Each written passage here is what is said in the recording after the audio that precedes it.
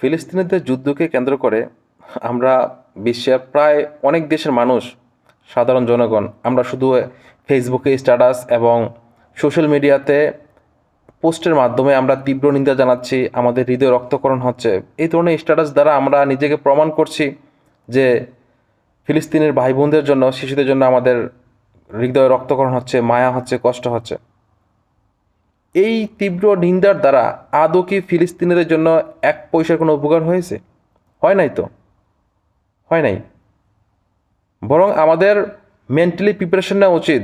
যদি কখনো কোনো মুসলিম উম্মার কোনো ইসলামিক স্কলার জিহাদের জন্য ডাক দেয়, সেই জিহাদের জন্য প্রস্তুতি গ্রহণ করা উচিত। নিজেকে মেন্টালিভাবে, মানসিকভাবে, ফিজিক্যালি স্ট্রংলি প্রিপারেশন নেওয়া উচিত।